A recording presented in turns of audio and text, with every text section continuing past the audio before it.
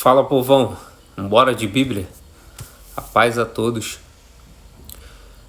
No livro de Salmos, o salmista Davi vai escrever: Eu disse, guardarei os meus caminhos para não delinquir com a minha boca.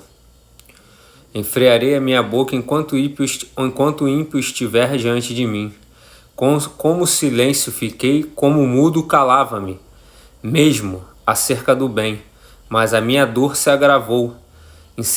Incendiou-se dentro de mim o meu coração.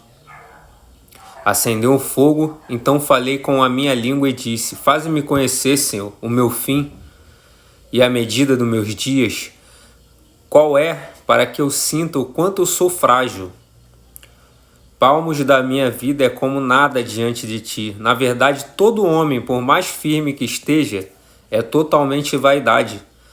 Na verdade, todo homem anda como a sombra. Na verdade, em vão se inquietam. Amontou riquezas e não sabe quem as levará. Agora, pois, Senhor Deus, o que espero eu? A minha esperança está em ti. Irmãos, não tem como não falar, né? Citar entre os tantos homens grandes, homens de Deus que a Bíblia nos relata, né? Não tem como deixar de falar de Davi, né, irmão? Do rei Davi. Um homem, irmão, que tinha um exército ao seu favor, tinha fama, tinha poder, tinha dinheiro, tinha mulheres, palácios, terras, né? Tudo que um homem pode desejar nessa terra, aquele homem tinha, irmão. Alguns teólogos dizem que na época Davi era um dos homens mais ricos do mundo daquele século.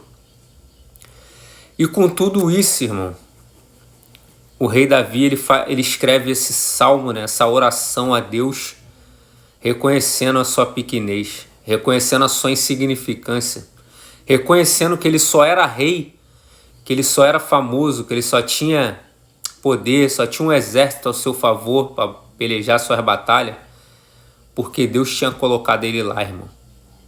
Porque se não fosse a mão de Deus, ele jamais chegaria aonde ele chegou.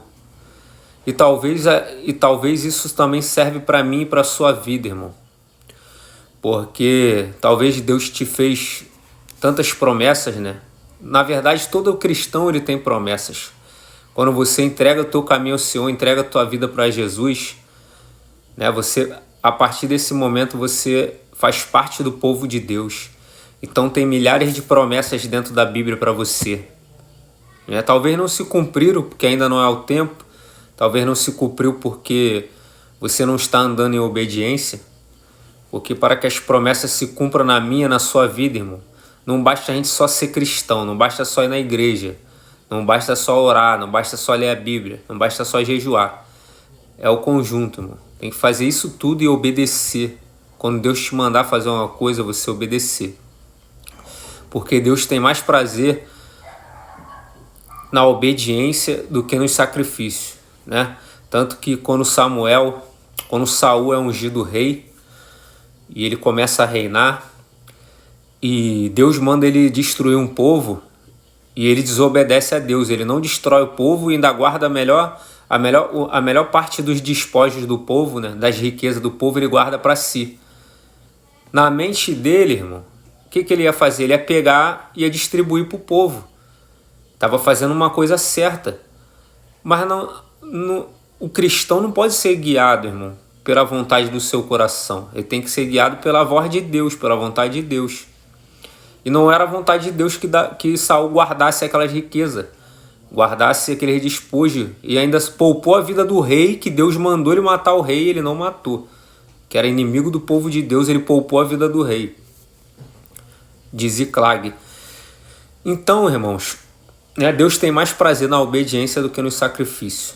Quando você for orar, você pede a Deus para te ajudar a você ser mais obediência, porque existe bênçãos provenientes da obediência.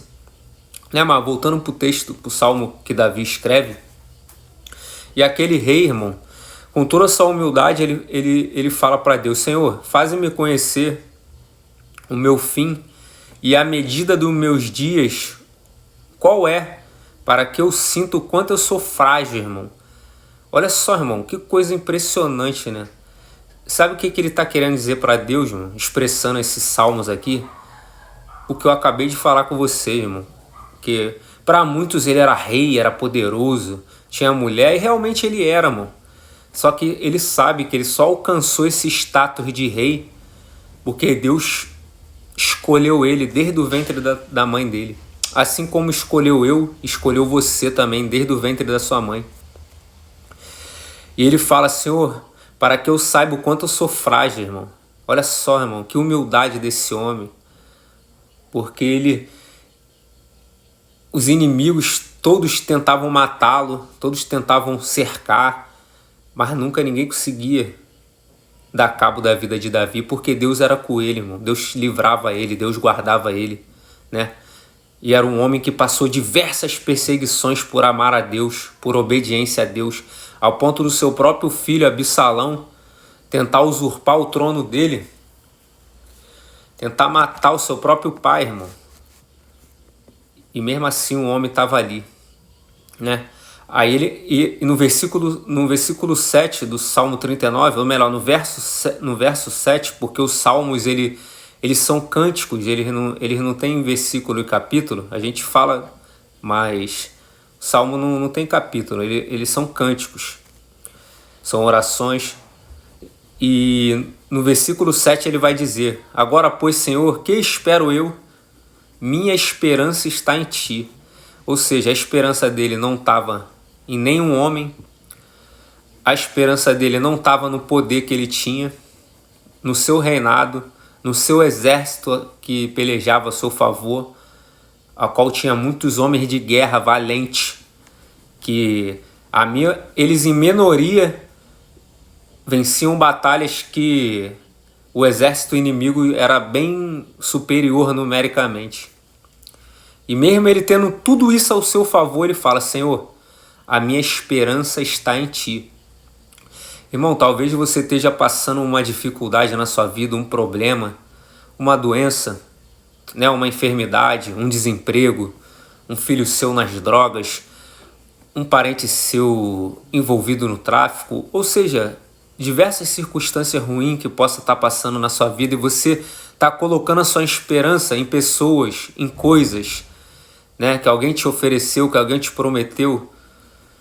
Meu irmão, sinto muito te dizer isso, que ninguém pode te ajudar a não ser o Senhor, irmão. Existem muitas pessoas boas no mundo, sim, existe, isso aí sem dúvidas. Mas a solução para o seu problema, a solução para a sua vida é você fazer como Davi, irmão. Você falar, a minha esperança está em ti. Você colocar toda a tua esperança em Jesus, irmão, em Deus. Você entregar a sua vida para o seu Jesus. Você ter o seu nome escrito no livro da vida, irmão.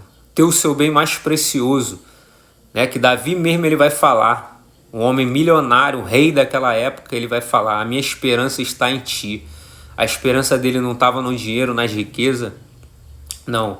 Ele sabia que só quem podia livrar ele, guardar ele, é o mesmo que o escolheu para ser rei e o colocou sobre rei, sobre todo Israel, que era o Senhor Jesus.